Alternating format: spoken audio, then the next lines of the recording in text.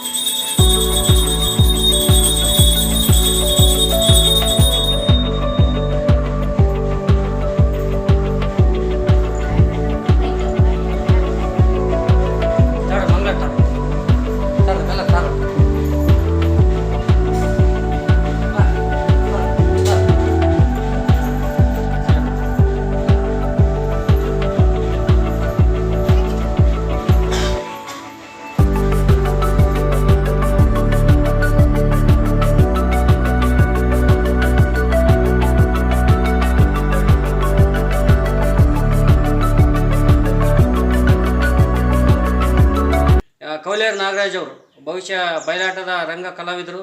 ಇವತ್ತು ವಿಶೇಷವಾಗಿ ಆಸಕ್ತಿ ವಹಿಸಿ ಇವತ್ತು ನಮ್ಮ ಜೊತೆ ಇದ್ದಾರೆ.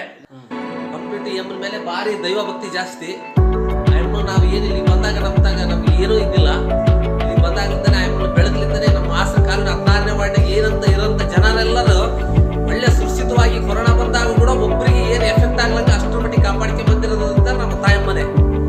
ಅಷ್ಟು ಕೊರೋನಾ ಬಂದಾಗ ಯಾರು ನೋಡಿದ್ರು ಕೆಮ್ಮು ದಮ್ಮು ಬಂದಾಗ ನನ್ನ ಕನಿಷ್ಠ ಬಂದ ತಾಯಮ್ಮ ಏನು ಮಾಡ್ಬಿಡು, ಬರೀ ಕರ್ಪೂರ ನೀರು ಕುಡಿಸ್ಬಿಡು, ಎಲ್ಲರಿಗೂ ಒಳ್ಳೇದಾಗುತ್ತೆ ಅಂತ ಹೇಳಿದ ಸಲುವಾಗಿ ಎಷ್ಟೋ ಮಂದಿ ಕರ್ಪೂರ ನೀರು ಕುಡಿಸಿ ಆಯಮ್ಮನ ತರಲಿದ್ದು ಎಲ್ಲರೂ ಒಳ್ಳೇದಾಗಿದೆ. ತೋರಿಸಲಾದ ಇದ್ರನ್ನು ಮ್ಯಾಲಿ ತಾಯಮ್ಮ ಗುಡಿ ಫಸ್ಟ್ ಸಣ್ಣದಿತ್ತು ಗರ್ಭಗುಡಿ ಆಯಮ್ಮಂದು.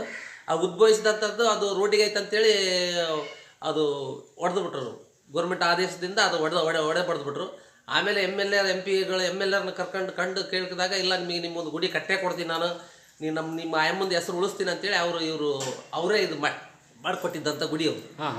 ಅವಾಗ ಅವರೇ ಗ್ರಾಂಟ್ ಹಾಕಿ ಅವರೇ ಗುಡಿ ಮಾಡಿದ್ರು. ಆಮೇಲೆ ಅವ್ರು ಹಾಕಿದ್ದು ಗುಡಿ ಅಲ್ಲದೆ ನಮ್ಮದು ಎಲ್ಲ ಕಾರ್ಯಕರ್ತರು, ನಮ್ಮ ಏನಾದ್ರೆ 16ನೇ ವಾರ್ಡ್ನಾಗಿರೋಂಥ ಕಾರ್ಯಕರ್ತರು, ಹೆಣ್ಮಕ್ಳಾಗಿರ್ಬೋದು ಗಂಡ್ಮಕ್ಳಾಗಿರೋ ಎಲ್ಲರೂ ನಾವು ಸಹಕಾರ ಮಾಡ್ತೀವಿ ಅಂತೇಳಿ ಆ ಎಮ್ಮಗೆ ಪ್ರತಿಯೊಂದು ಆಯಮ್ಮ ದೇವಸ್ಥಾನದಾಗ ಆ ಕಾಲ್ದೀಪಗಳು ಪ್ರತಿಯೊಂದು ಸಾಮಾನುಗಳು ಎಲ್ಲ ಕೊಡಿಸಿರೋದಂತ ಭಕ್ತಾದಿಗಳೇ ಕೊಡಿಸಿರೋದು. ಆ ಎಮ್ಮನ ಮೇಲೆ ಎಲ್ಲರೂ ನಾನು ಕೊಡಿಸ್ತೀನಿ ನೀನು ಕೊಡಿಸ್ತೀನಿ ಅಂತೇಳಿ ಎಲ್ಲರೂ ಮಕರಂಬ ಬೆಳ್ಳಿ ಸಾಮಾನಕ್ಕೆ ಕಿರೀಟ ಮಾಡ್ಬೇಕಾದ್ರೆ ಒಬ್ಬೊಬ್ರು ಮನೆಯಾಗ ಎಲ್ಲರೂ 2,000 3,000 5,000 ಪಟ್ಟಿ ಹಾಕಿ ಎಲ್ಲ ಮಾಡಿಸಿ ನಾವು. ಏನು ದೇವಿದು ಶಕ್ತಿ ಇದೆ, ಏನು ಮಹಿಮೆ ಇದೆ ಅಂತ ಆ ಎಮ್ಮಂದು ಮಹಿಮೆ ದೊಡ್ಡದೈತೆ. ಎಮ್ಮಂದು ಅವ್ರು ತಿಳ್ಕೊಂತಾರೆ, ಗೊತ್ತಿದ್ದರಿಗೆ ಮಾತ್ರ ಎಮ್ಮನ ಮಹಿಮೆ ಗೊತ್ತಿದ್ದರಿಗೆ ಗೊತ್ತಿಲ್ಲ. ಆಯಮ್ಮ 7 ಮಕ್ಕಳು ತಾಯಮ್ಮ ಆಗಿದ್ರೆ ಹೆಂಗ ಮಕ್ಕಳನ್ನ ಎಷ್ಟರ ಮಟ್ಟಿಗೆ ಕಾಪಾಡ್ಕೊಂಡ್ ಬರ್ತಾಳೆ ಎಂಬುದು ಆಯಮ್ಮ ಅಷ್ಟರ ಮಟ್ಟಿಗೆ ನಮ್ಮನ್ನೆಲ್ಲರೂ ಕಾಪಾಡ್ಕೊಂಡ್ ಬಂದ. ಅಂದ್ರೆ ಏನಾದ್ರೂ ನಾವು ಬೇಡಿಕೆ ಇಟ್ಟರೆ ಅದನ್ನ ಹೌದೌದು ಹೂ ಕೊಡ್ತಾಳೆ.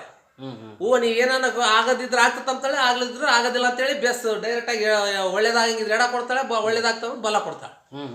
ಹಂಗ ಹೂವು ಜಗ್ಗಿ ಸಲ ಸಾಕಷ್ಟು ಸಲ ಅದೇ ನಡೀತೈತೆ ಜಗ್ಗಿ.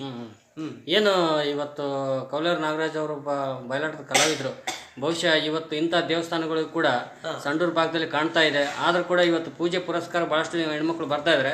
ವಿಶೇಷವಾಗಿ ಹುಣ್ಣಿಮೆ ಅಮಾವಾಸ್ಯೆಗೆ ಏನು ಸ್ಪೆಷಲ್ ಇರುತ್ತೆ ಇಲ್ಲಿ ದೇವಸ್ಥಾನ? ಸ್ಪೆಷಲ್ ಏನಿಲ್ಲ, ಪೂಜೆ ಮಾತ್ರ ಅದ್ಭುತವಾಗಿ ಪೂಜೆ ಇರ್ತೈತೆ. ನಾವು ಕಾರ್ಯಕ್ರಮ ಏನು ಅನ್ಕೊಂಡಿಲ್ಲ ಅಂದ್ರೆ ಭಕ್ತಾಳಿಗಳು ಅವ್ರು ಪ್ರಸಾದ ಮಾಡಿಸ್ಕೊಂಡು ಅವರೇ ಪ್ರಸಾದ ತಗೊಂಬಂದು ಅವರೇ ಎಲ್ಲರಿಗೂ ಕೊಡ್ತಾರೆ.